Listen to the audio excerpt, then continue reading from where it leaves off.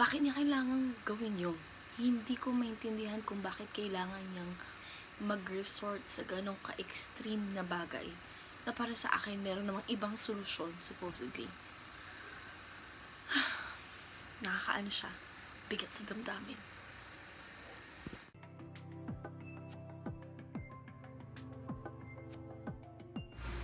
Okay, welcome back. So for today, dapat matutulog na ako, pero dahil ayun nga, I watched a particular Netflix documentary film na nakita ko sa mga posts ng mga kaibigan ko. Nanood ako. And it disturbed me a lot. So I thought of creating a reaction video or a commentary about it. So para mahimay natin yung mga details na kailangan nating pag-usapan tungkol dito sa film na to. So it's a documentary film by Netflix. Okay, it happened in 2018. So it's American Murder Family Next Door. Yeah, The Family Next Door. So here, it's ranking as number 1 right now in Netflix Philippines. Although it's a case that happened in 2018. So nakita ko sa mga posts ng mga friends ko sa Facebook na sobrang triggered sila. So and it's number 1, so there must be a reason why it's number 1. So tinignan ko siya, I watched it, and bilang pamilyadong tao, na-disturb ako.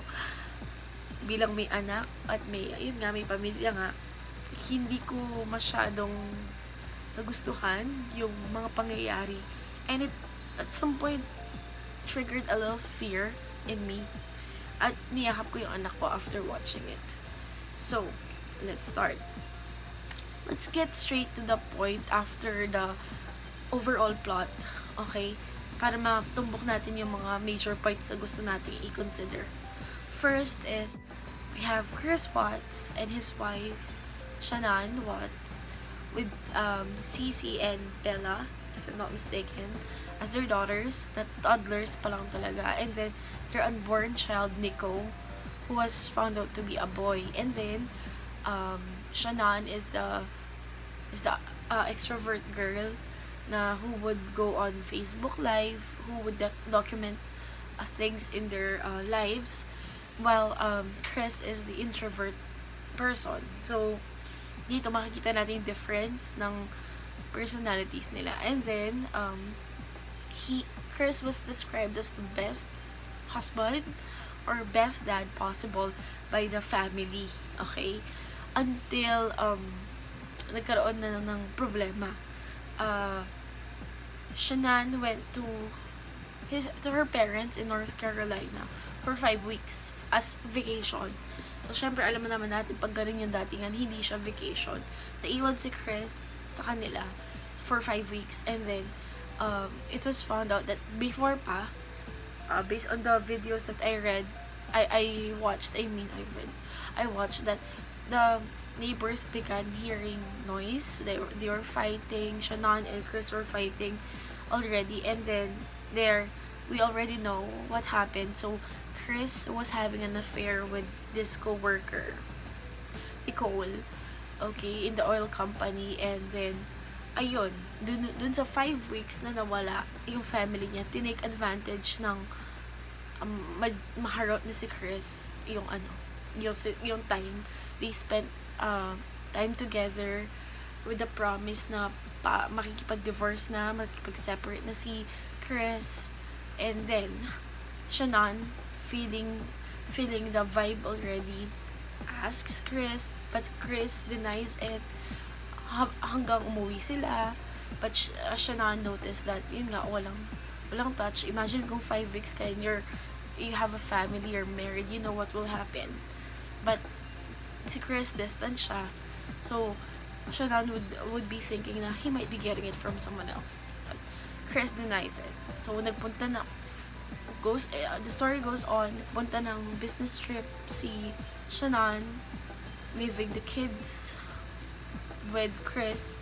And Chris even asked for a babysitter to watch over the kids for like the dinner time. And doon, kinamit niya na yung family account nila, yung bank account nila, yung credit card, na nag-reflect na he had dinner for $60. So, pagka-explain dun sa documentary, it was too much for a person. So, dun pa lang nagkakaroon na ng hints. Then, buntis pa si Shannon.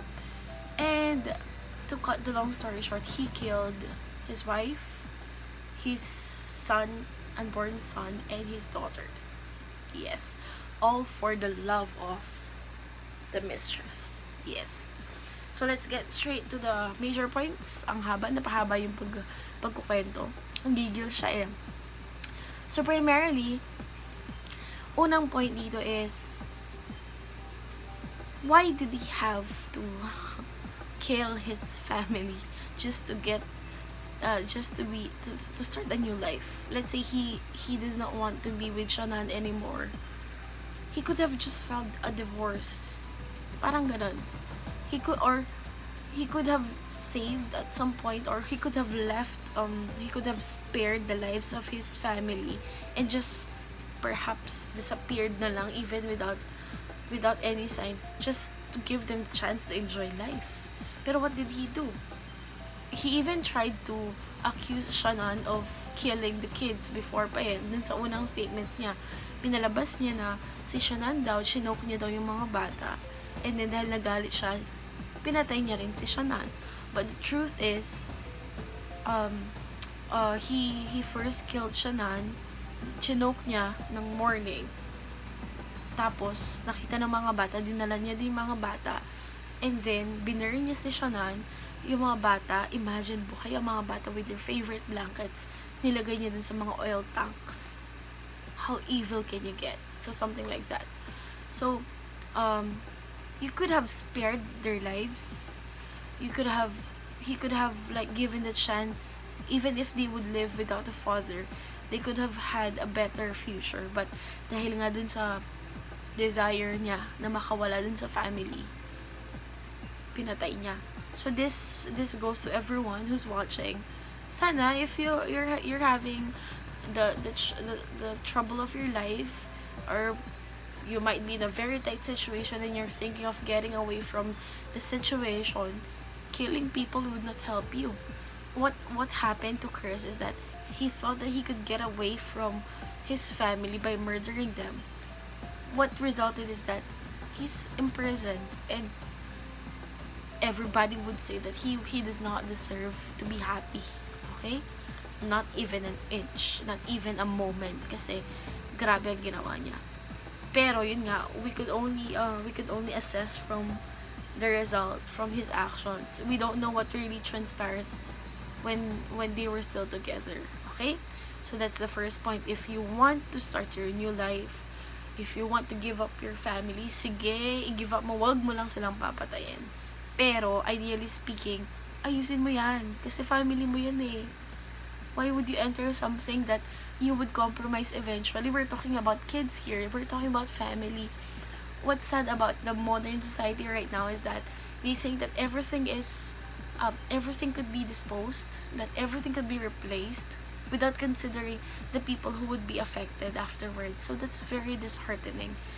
Another is, on the mistress's part, based on what I watched and from the documentary, they took advantage of the 5 weeks that Shannon and the children were not present. So nag-take advantage sila, nag-moment sila, ang dami nilang pictures. Chris had really good photos with her na tino-transfer niya dun sa hidden file something niya sa phone niya.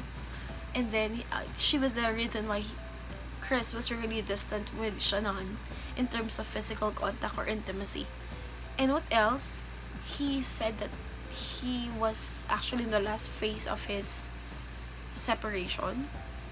And then I also watched that Nicole, the mistress, was already looking for wedding dresses, getting married to the mistress, na ganun yung mga Google search results, that she was even searching for other stuff. And it was even mentioned that this mistress has been liking Chris for quite some time. So it could be speculated that hindi lang siya nangyari dun sa 5 weeks. They were already having an affair before pa. So what we could assume that the girl really liked the guy, something like that. And I would say that this girl, even if she became the key person to discovering, to unraveling the truth dun sa murder, masasabi din natin that she could have been also the, at some point, nag-add sa fuel para magawa din ni Chris yun, for him to be pushed sa limit because he really wanted to be separated from Shannon, which he cannot easily do. But in the context of United States, I think magagawa naman nila ang pareho yun. So doon, may fault si ate girl. And at some point, she could also be a victim kasi Chris could have promised something. He promised that he was already at the end of the processing of the separation, pero hindi naman yun yung totoo. So madami din ang nafo-fall sa trap na akala nila hiwalay na, akala nila wala na talaga, but in reality meron pa. Ewan ka, that's how guys end up getting girls siguro. Even if they're married, they would say that they're separated na, they would say that they're on the last step of the divorce na, but in reality there's still something happening. So you can't really fully blame the girl, but she also has her fault. Okay, the mere fact that she entered a relationship with a married man with children, kahit yung married man lang, they already have a problem na on that part. The mere fact that she entertained the guy even if she knows that there are kids and the wife is pregnant, andun na. So as a girl, babae sa babae, you should know that. But then again, love is blind, sabi nga nila. But that kind of love is something that we don't want. We still need to be logical and at least be humane. Baka pinush ng pinush. I could only speculate. Baka na-pressure si guy, kaya bigla na lang siyang nagkaganon. We should underscore that the guy is introverted. Okay, and another thing pala, malaking factor din na kinoconsider dun sa documentary that yung family ni Chris, hindi nila gusto si Shannon for him. So, we have to consider that as family members or as future in-laws, malaki po yung influence natin sa mga anak natin sa magiging family life nila at some point, okay? So, even if it was not directly stated, it could have been one of the reasons. Kung alam mo na hindi gusto ng family mo yung asawa mo, that could be a factor kasi ang laking ang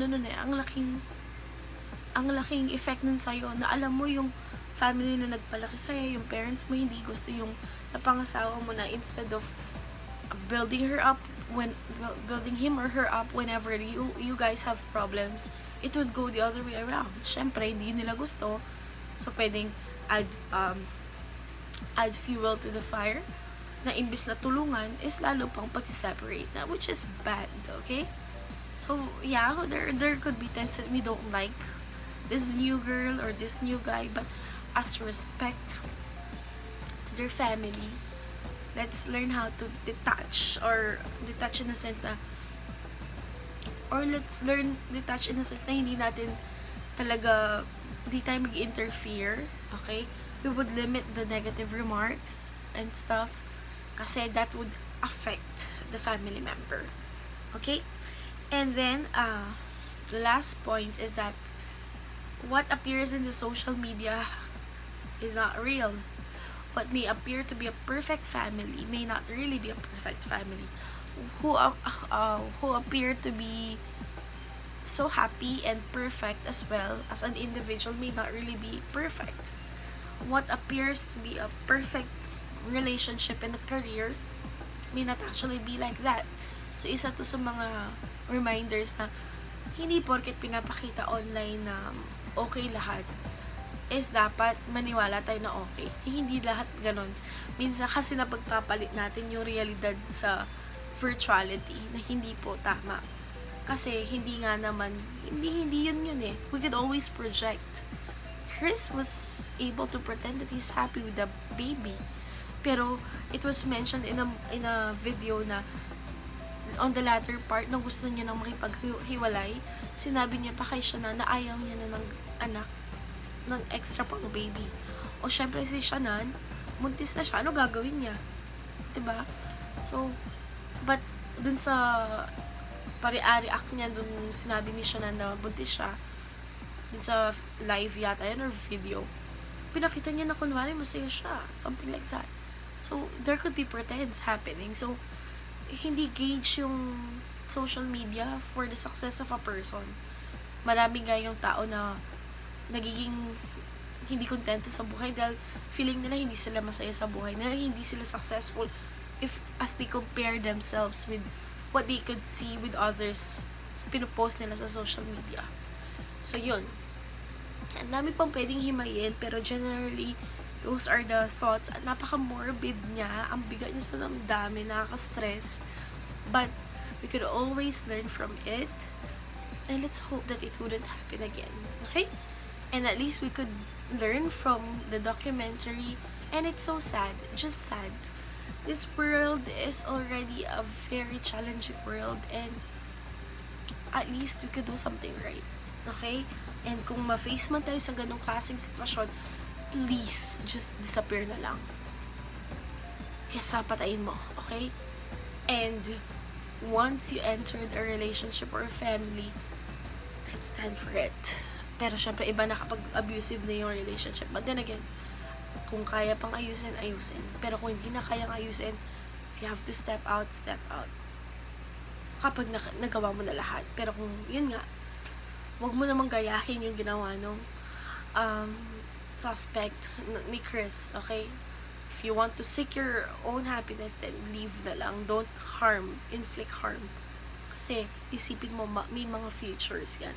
May mga lives yan. Okay? So, that ends our commentary. Ang bigat, no? Sige, mag-work pa ako. Okay. I hope you've learned something. Bye-bye!